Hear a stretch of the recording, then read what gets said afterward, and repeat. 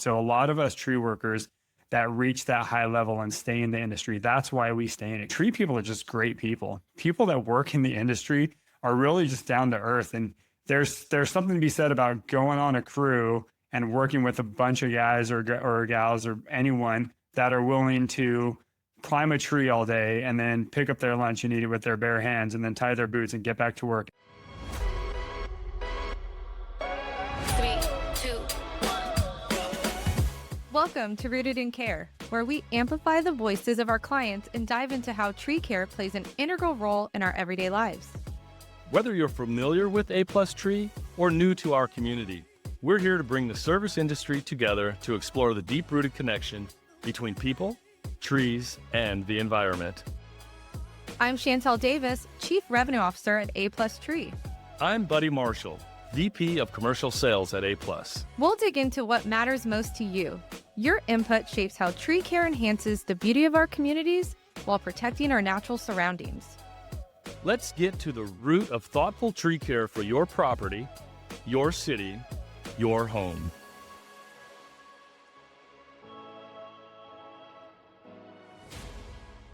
Really excited for our new episode of Rooted in Care. So today we're going to dive into tree risk assessments and why does it matter to you? We want to provide practical steps on how homeowners and property managers can identify and manage tree risk. And we actually have an expert who's going to be joining us today. And he's going to be talking about real life scenarios and really highlight the value of proactive tree care. So today I'm very excited. It's a familiar face. We have Rob Powell, who is our Vice President of Operations for A+ Tree. So this will be a different setting that we get to talk in.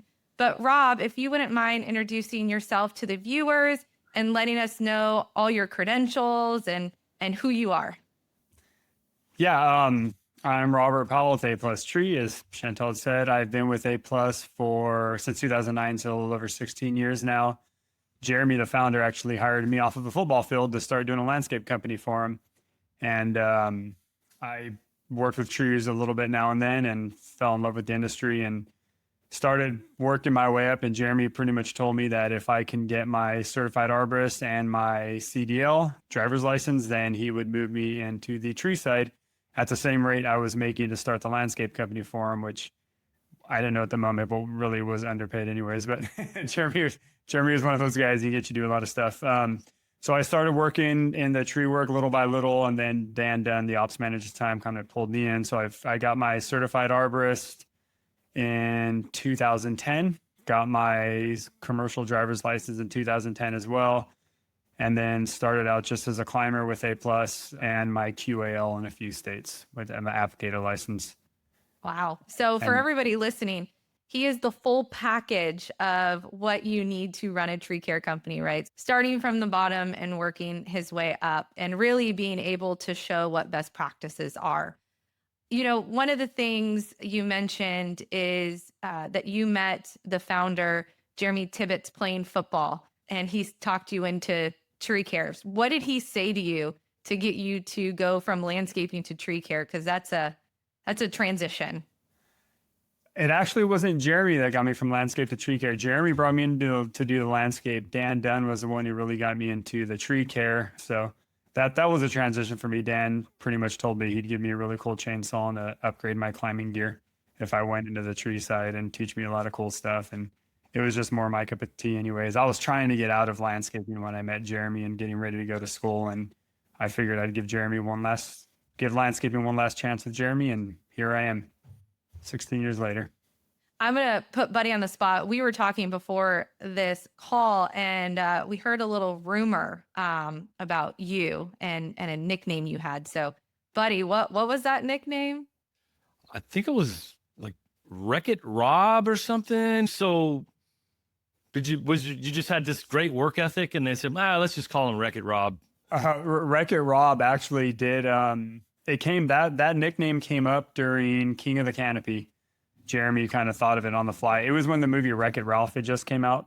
So he was just like, he told me, he was like, yeah, I saw you going. He's like, come on, Wreck-It Rob. And it just rolled off his tongue and that's where it stuck with it. But I did have a reputation for damaging a lot of stuff. So I did wreck a lot of stuff.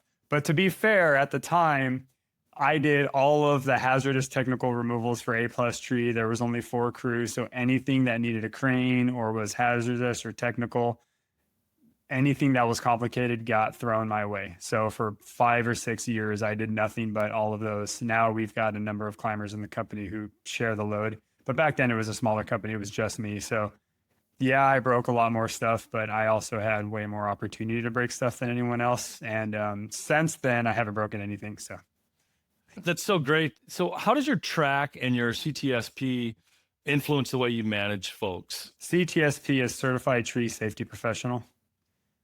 And my number on that one is 860. I got that one. I've actually taken the course a few times. The first time I took it was over 10 years ago. The CTSP, it really is a class that when you take it, it teaches you how to work with people. It points out that people are different. There's different backgrounds, kind of the perspective of everything. My expectation was I would go in there and they teach me how to do safe tree work, and that wasn't it at all. The expectation is when you went in there, you already know how to do safe tree work, and the issue isn't the people that know all those, that have the credentials, that have the certifications, because most of us who have all that, we understand what it's like to do safe tree work. We know how to do it right. The issue that kind of brings safety down in the industry is working with everyone else who doesn't have those. So that class was geared toward training people how to learn that type of stuff and understanding that people have different backgrounds. So someone who grew up in Mexico would have a different outlook and work ethic than someone who grew up in the United States or someone who grew up anywhere else. So it taught us about working with people in different mindsets, being open to what they know, learning to work with them as people, and kind of learn how to train them the way that they would receive the information best. So that's what the CTSP is really about.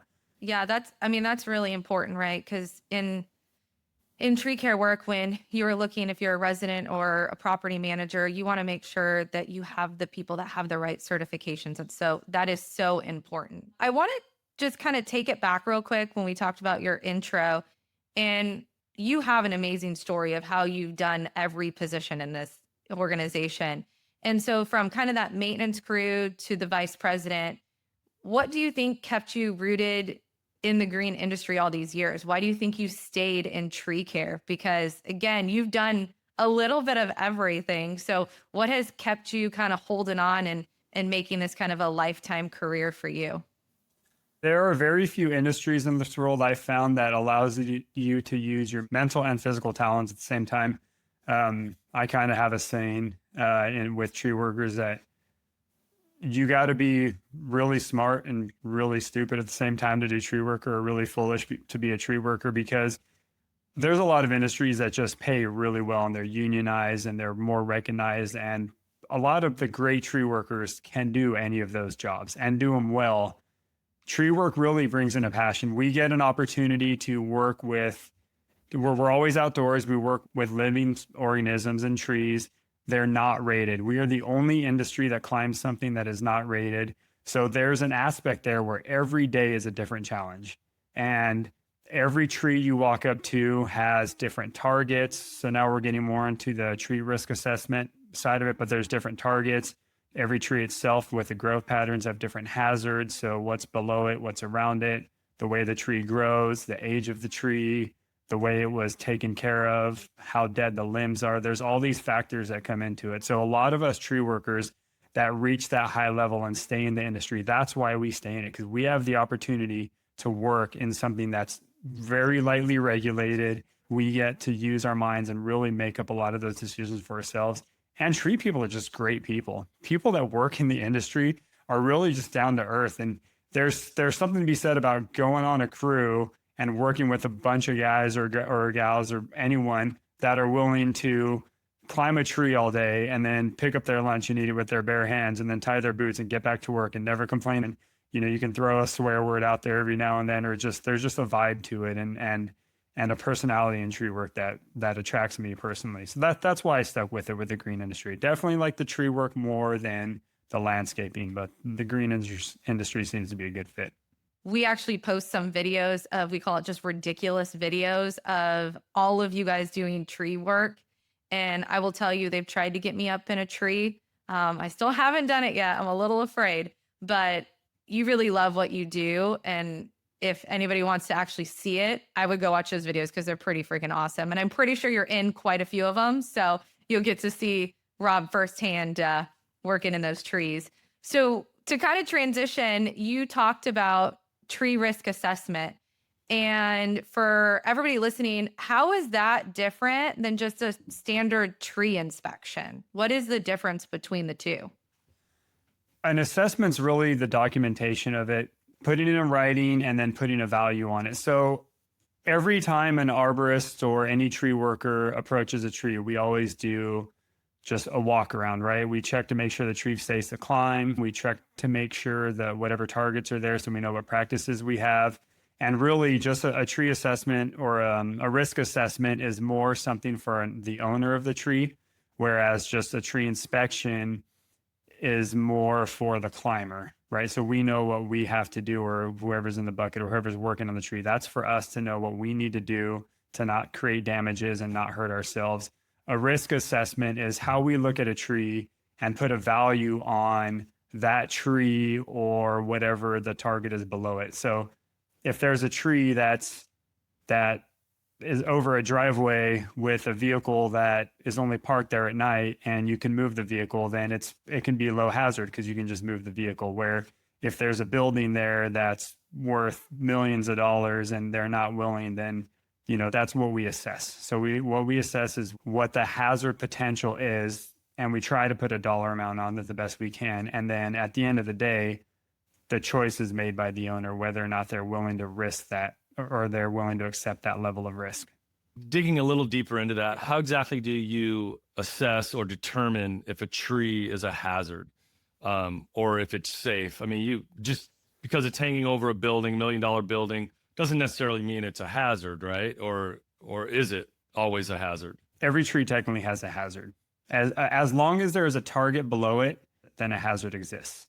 If it's a tree in the middle of a field that's going to fall on the ground and not hurt anything, then there's no hazard. If there's a target below that someone deems valuable, then it becomes a hazard. Now, the level of the hazard, it depends on, I guess, the level of risk the tree is. So if it's a smaller, younger tree that doesn't have enough weight to really damage anything it falls on, then the risk is really low. If the target's not stationary and not that valuable, then the hazard is really low. If it's a large tree that's mature with a larger target, more valuable target, then it's a higher risk hazard. So that's how the TRAQ is tree risk assessment qualification, and that's how we assess it. So it's all based off of the tree, the hazards that are within the tree, whether it's overextending branches that are too heavy that have potential for failure, whether it's deadwood within the branch, even pine cones that fall off, on pine trees can create a hazard. So every tree is unique, and based off of what hazard that tree presents, then we put that against what the target is below. And that's how we get our hazard assessment, whether it's high, low. Yeah, that's so important. I think a lot of times people will just go online and Google and they'll say, I think this tree is healthy. I think this tree is not at risk. But, for everybody listening, what actually makes someone qualified to assess the tree risk, right? So what makes them qualified versus someone just going outside and they know a little bit about trees and they go, oh, this is what it looks like. Because Buddy said it. Because Buddy said it, therefore we got to do it. It's knowledge and certification. To get your tree risk assessor, you have to be a certified arborist, and then you have to take a course on it. So to get your certified arborist, there's a number of years required into it. When I took my test, it was 4 years. I think it's 2.5 years now of industry experience before you can even take the certified arborist test. Once you have that, then you can take the tree risk assessor qualification course. And then that's a 2-day course that you go out and you're looking at trees in an area and you're assessing risk, and they put you through a bunch of different scenarios. And then there's a form that gets filled out, and you fill that form out, and there's a full test on it. So if you pass that test, then you can get your qualification. And then having that qualification actually gives you merit if it does go to court or something like that. So you can have that as a written documentation that's legal and accepted. That's huge. We actually just did an episode about who's at fault when a tree falls, like in a residential or a property. And we talked to an insurance owner that really explained that. So by having someone that is certified, like you said, you do have that documentation that will go a long way when you do or potentially have to go to court. So that is something we don't think about, but is so important, right, in what we do. And that sounds like a lot of education, Rob. How long does that typically take? Let's say I wanted to go become an arborist. Obviously, you said it takes 2.5 years of being in the field, but once you're in the field, I mean, there's more education involved. So what does that look like? There is a lot more, and a lot of it is experience, because you can read a lot of stuff in books and you can, like, it tells you about it. So when branches get heavy, they start showing signs, right? The branches start to bow, they get fiber buckling, which is like little ripples that happen at the bottom of it. And there's a lot of signs that you can, as an experienced arborist, you can look at a tree and just point hazards out. And then knowing the species, you can look at the crotches where the branches connect to the main leaders. There's aspect ratio, which is the size of the branch in comparison to the trunk. There's all these factors that come in. And a lot of it you can read about and just kind of find out and be able to point out. But most of it's experience. You see it happen so many times. You've seen the trees that have failed. You've seen the failure points. And just by seeing that, you can assess a tree better. I've been in trees where I've seen hazards and I know it's going to be a hazard, and I've reduced them and the tree still failed years or even months later. So a lot of experience, getting your eyes on it, seeing it, knowing the type of wood, knowing why they react the way they do. Conifers have their holding wood in a different spot than hardwood. So everything's a little bit different. So knowing the tree species, knowing how to look for the hazards. I always look from the ground up, the root system, looking for fungus in the ground, looking for a poor root collar. There's just all these things you can see. You go to the first crotch where the main lateral branches pop off. You can check the connections there. You can see your aspect ratio. You can see how long the branches are. You can see how they are in comparison to the central leader, whether it's a D current or X current type of tree. There's so many things that between learning about it in your arborist studies and then experiencing in the field, you kind of get this collective data in your mind that you put together. And a lot of it's that way. And this is why you do what you do, for that exact reason, right? That's awesome. It's so much knowledge because you've done everything, right? You understand it. So kind of to help educate, because I think you really went down such a great path. What do you think is the most common signs that a tree can be hazardous? I know in our industry, we talk about the 4 Ds. So maybe let's teach everybody, what are the 4 Ds and how does that help you to understand if a tree is hazardous or not? You're going to have to educate me on the 4 Ds. I don't know if I've heard those ones before. It's distance, decay, damage, dead. This is what happens when you're new. This is how I have to learn everything when I join. So, yeah, maybe just tell us, like, what are the most common signs that a tree is hazardous? I know a lot of times a tree can look really healthy on the outside, but be dangerous on the inside. I know with fires and stuff, people say, oh, my tree looks great, but it's actually not. So what are some common, signs that people can look for? Always start at the root, always start at the base of the tree, look up. Any dead, anywhere the bark's missing on the trunk or it looks like it's starting to fall off or die back. From the root system going up the trunk, any pockets of decay, that's a good spot to look for. You actually want to see your root flare. Check the sidewalks around it. I mean, you said distance as one of your Ds. Size, a lot of times, is one of the main facts of hazard, right? The older a tree gets, naturally they start to die off. Trees are a lot like us as humans, right? When we're young, we're spry, we can handle a lot more, right? You have kids, they fall down and break their arm and it's pointing the wrong direction and they're still running around, right? As we get older, you go on a walk that's too long and it takes you 3 days to recover. Trees are very similar to that. So the larger a tree gets, the more potential for hazard it has.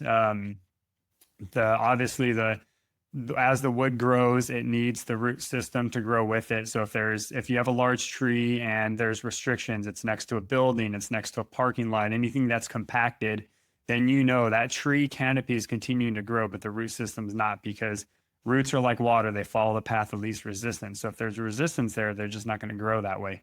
And a root system in a forest environment can grow 1.5 to 2 times past the drip line of the tree, so the size of the canopy.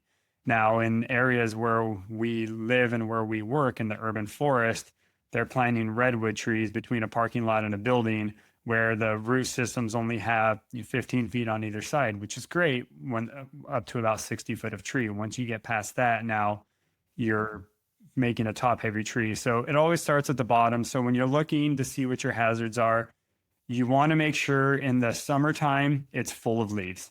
If there's dead tips on the tree, then that means the tree is starting to die back. That's either a watering issue, or it could have the wrong type of water, not enough water. The root had damage, whether there's a sidewalk breaking and someone cut into it. So a lot of the times you look at the tips of the branches, make sure it's got a nice full foliage. And then when you're at the base of the tree, you want to make sure everything's intact. You have a visible root flare. There's no decay. There's no mushrooms popping out.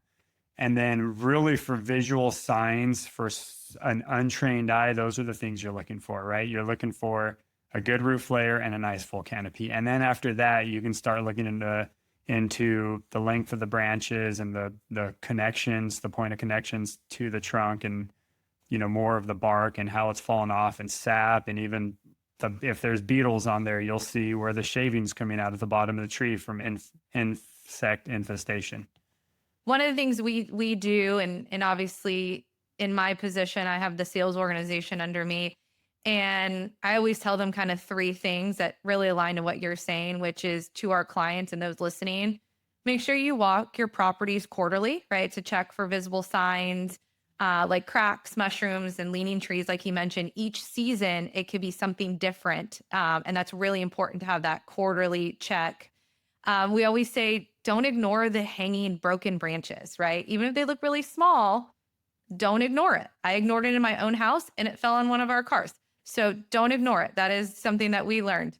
And then what I'd always say is make sure you just schedule a certified tree risk assessment annually, especially for trees that are near structures where people walk. And that's why everything that Rob has talked about, you need someone who has those certifications, who understands what to look for, and really can make the right assessment, not only to protect your people, right, and your property, but also make sure just to mitigate risk in the future. So I know that's something, Rob, that we actually push all of our sales professionals to educate our clients on, because that is so important. So you can then go out and do everything that you just talked about. So with that, one of the things that we get a lot of questions for in the sales world, whether it's wind, rain, storms of that sort, is how can a tree assessment actually help prepare a property for storm season and prevent storm damage? Because that is something that people they don't know until it's too late. So how can this assessment help ahead of time? There's actually 3 levels of assessment they can do. There's one that's like a drive-by, right? So an arborist drives around their property and they're real casually just looks at every tree. And sometimes you can point them out. There's a dead tree is going to stick out. An arborist will be able to see that driving by. It really depends on your budget, right? If you're like, okay, I just want a basic level, see what you have, you can do a drive-by and spot out dead trees and then spot out anything that looks hazardous from a drive-by. So level 1. Then there's a level 2 where you actually walk each property and you're looking at the trees a little more in depth. You're seeing how close they are to the buildings. You're looking at maybe those branch connections. You're looking for larger signs, like a really overextended branch, anything that seems to be uprooting, anything that's dead, obviously, something like that would pop up in a level 2. Then there's a level 3. So level 3 is something if you're doing a level 2 or even a level 1 and you notice something that needs to be dug into more. Anytime you have to climb a tree or use special equipment, then it becomes a level 3. So there are certain times where we go into a tree and maybe like a redwood has a codominant stem, which is 2 stems growing close together at the top of the tree. And those are very prone to failure, especially in windstorms. So then we can do a level 3 is where we would climb up the tree and assess that to see if that codominant stem is in fact at risk. Because sometimes they grow to a point where they're not at risk. Sometimes they need to be removed. Sometimes you need to come in with like a resisted graft and actually try to measure decay in certain points. If you see an old wound from a tree, whether it was a branch that ripped off or something that was cut off too large at a certain time, there's a chance there's decay in there. Anytime you make large cuts near the trunk of the tree, it opens up a decay pocket. And that decay has multiple levels of coated, which is compartmentalization of decay in trees.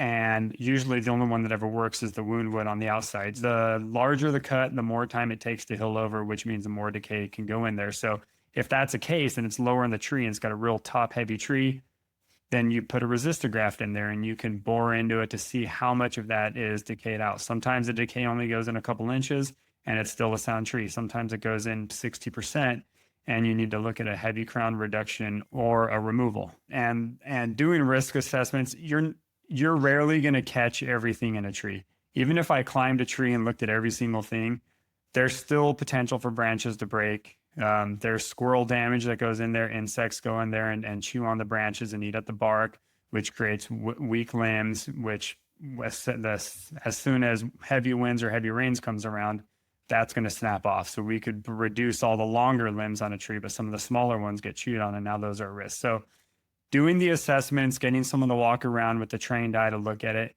you're going to see more than just the building clearance. A lot of our property owners right now, with all the fire risk, with everything that's happened with the fires in LA and everywhere else, that's a big focus.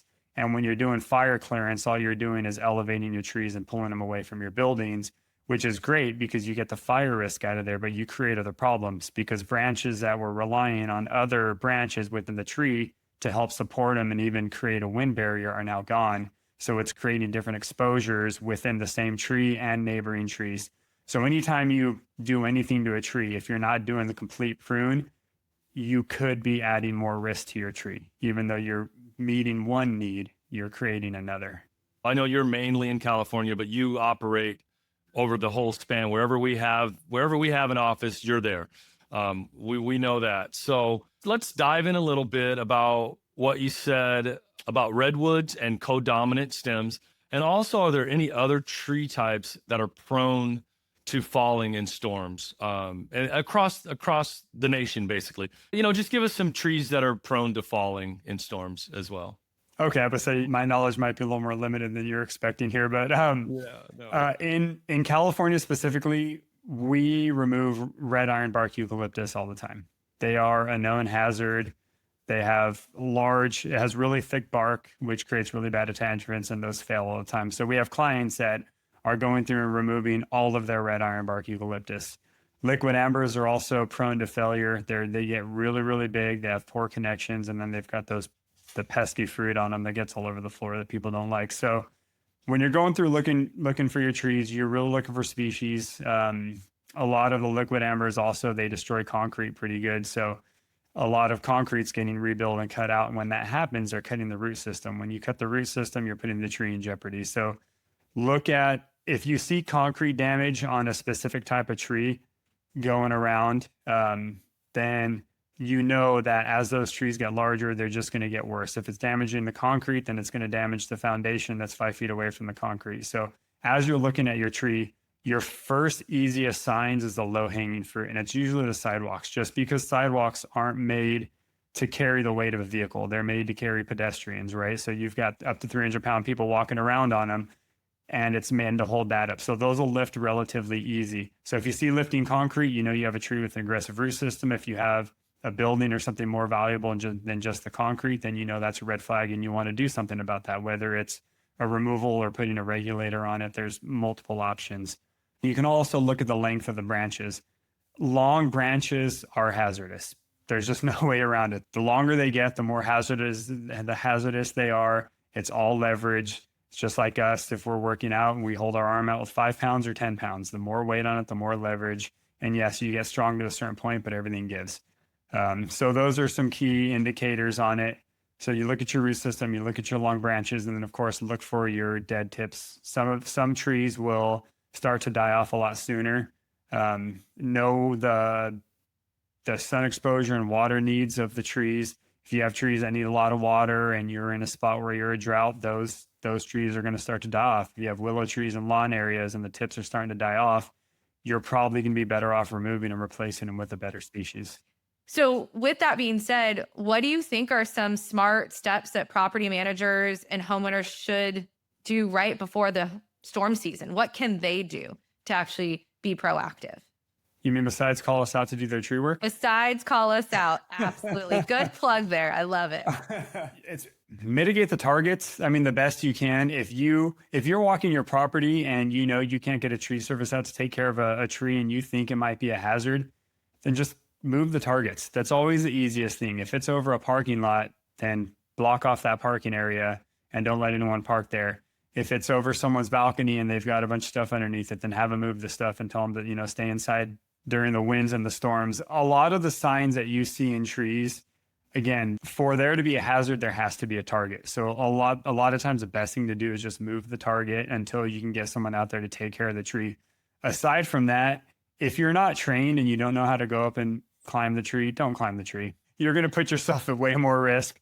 Even our climbers that come to work for us, they have to learn how to do the work on the tree from the ground for several weeks, if not months. And they have to learn how to do it from a bucket truck before they can even get into a tree. And I would say about 15% of our new hires actually start climbing trees. It is very difficult. So if you want to go out there with pole pruners and everything, gravity always wins. So if you're cutting something above your head, guess where it's going to fall. So as far as what you can control, mitigate the targets.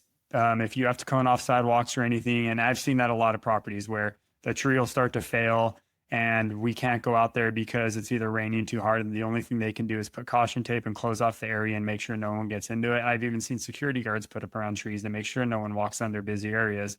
That's about all you can do before you call out a professional. And if you really just need that second opinion, then make the call. Call someone out there who has experience, and don't call a gardener if they're not certified. Call a tree professional. There's a lot of difference between what's maintained by a gardener under 20 feet and everything above it that we maintain. If you were pitching this to our homeowners and property managers, what is the first step that they should take after a major storm hits? After a major storm A major storm hits. Before you go out and clean up any broken branches, look up in the canopy. We'll look on the ground, make sure there's no trees that are starting to uproot. If none of your trees are starting to uproot, then look in the canopy, make sure there's no hangers in there. Make sure there's nothing that has broken off and is just hanging on, because sometimes they'll wedge themselves in there. And I've seen branches stay there for years.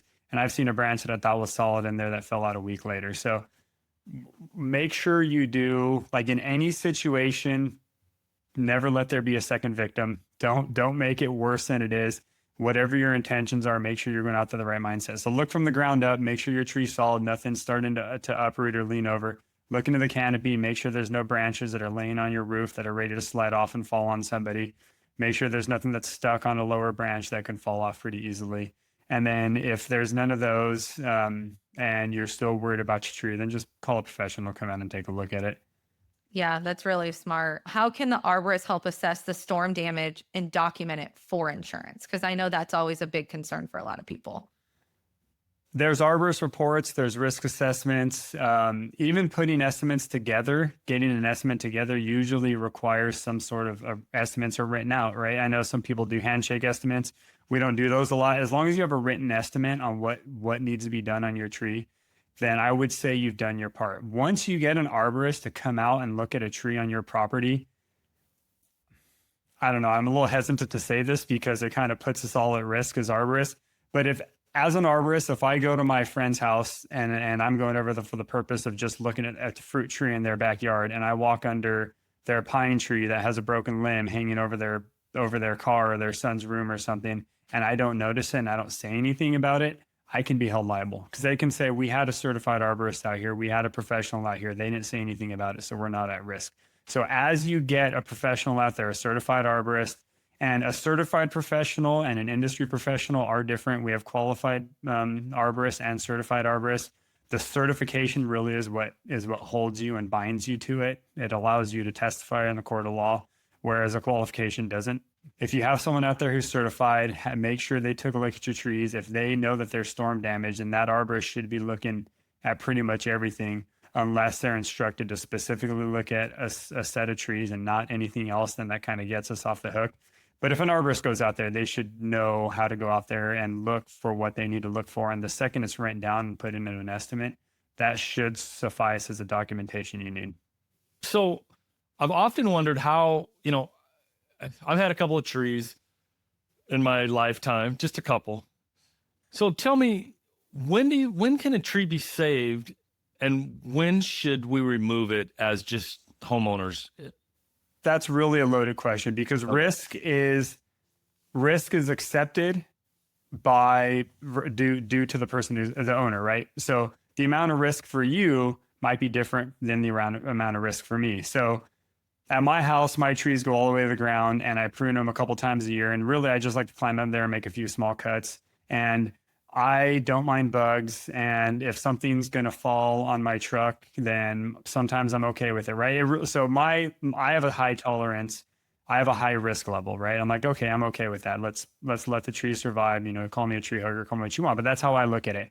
We have some people who's like, I don't want a 1/4-inch piece of dead wood falling on my friend's car when they're parked in front of my house. So when you're looking at a tree and when you should treat it, when you should remove it, really depends on what level of risk you're willing to accept.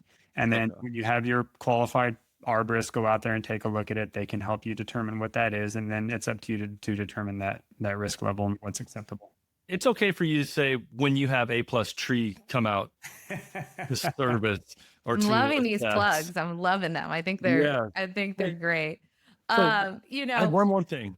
okay. Yeah. I had one more thing. So I've heard about cabling splitting trees. Is that true, or is that just one of those old wives' tales, myths?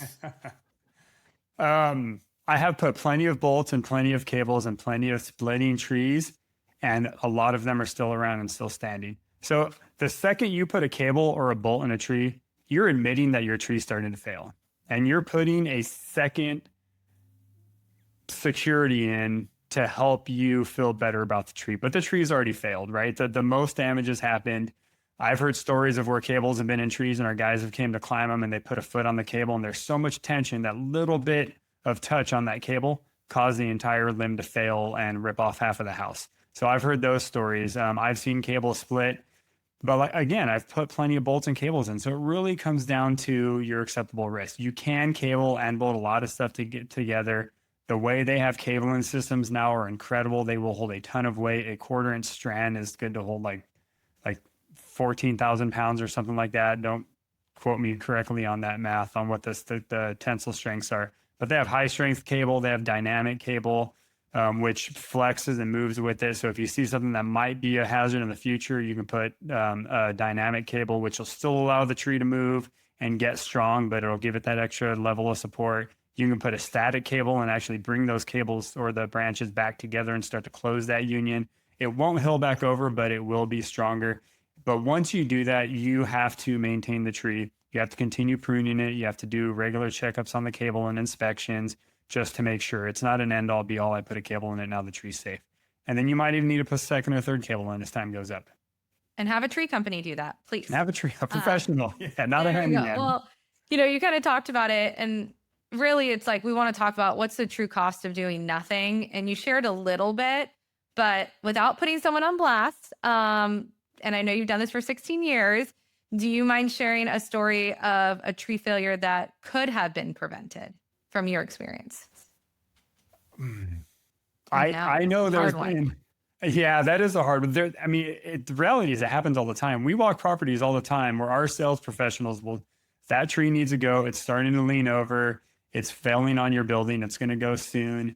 And then another arborist or the landscaper looks in and says, no, it's fine, right? And then a year later, the tree's laying on the building, the building's ripped in half. So there has been stories. We were doing a storm cleanup in Livermore, and there was a tree that fell through. It was an Aleppo pine, and they're usually not notorious for splitting like that, but it did have signs of it. And the tree split in half, and half of it went through a building, and there's actually a bunk bed that was hanging out the side of the building. And the kid had went to sleep, got out of bed to tell his mom that there was weird noises outside, and the tree fell through the house and caught his bunk bed. So the cost of not doing it, you don't know what's going to happen, where it's going to go. The risk assessment's really based on the time the target's under there and the value of it, depending on where the wind is. We can try to look at a tree and say, if this tree fails, it's most likely going to go this way. But if the wind pushes it a different direction, there's nothing you can do about that. Trees are huge sales. So the cost of not doing anything, I've never heard a person say, I'm glad I didn't do anything to that tree, right? It's every single time there's a failure, especially on our properties, they've known about it. They know it's potential for it. We've told them it can fail. We've put out the signs. And there's even been times where we've wanted to do a crown reduction on it. And they're like, well, all I can afford is a building clearance. And we've done just the building clearance on it. And the tree fails a different direction and has a different effect. So it's always after the fact, the Monday morning quarterbacking, when something like that happens, people are always wish they would have spent the money when they had the opportunity. Because even if insurance is going to pay for everything, you're still out that building for several months. One of my buddies' trees, my son's in the Scouts, and we were climbing. Well, I did a tree climbing demonstration for all of them. I actually got a bunch of the kids in the tree, and he had a tree and he wanted to climb that one. I was like, there's no way I'm climbing this tree. That tree's going to fall and split your house in half. And there was 3 cables in it. And he's like, well, if the same guy come out every year and prune it, I'm like, yeah, well, that's nice, but I wouldn't even climb it. Right. And then last year it broke and it split his house in half, and he's still not back in his house. So even though the insurance is covering for everything, the fact that you're going to move your family out and do all that other stuff, there's all those hidden costs within it that no one ever thinks about. The money is the money. Everything will be paid for. Insurance will take care of that most of the time, unless you have an arborist go in there and say this tree's going to fall over. And once they say it's going to fall over, that pretty much puts insurance off the hook if they find out about it, because you have that documentation that a certified professional said that tree is at risk and something needs to be done about it. And if you choose not to do anything, it's neglect, and insurance won't even help you out. Yeah, I mean, I think that's probably one of the most powerful things that you can say at the end of the day is it may be expensive to do tree care work, but it's going to be more expensive if you neglect it. It's going to be even more expensive if an arborist comes out and you choose to neglect it, because then insurance will not pay. But the most, important thing to think about all of it is you don't want to put people at risk. And that's why it's so important to invest and do the money up front and take care of your trees to really avoid it. And so, I think as we kind of like summarize our conversation today, and this was really helpful, I think this is going to really be impactful for a lot of people right now that are struggling they know they need the tree work, but they're like, do we have the budget to do it? And where can we pull money from other areas to fund it? Oh, can we just defer maintenance for 6 months or a year? And it's so important not to do that, because like you said, no one's ever said, oh, I'm glad I deferred that maintenance. And, you want to be ahead of it. So one of the things I think to summarize today's call is just be proactive is the message that we want to get out there. Be proactive.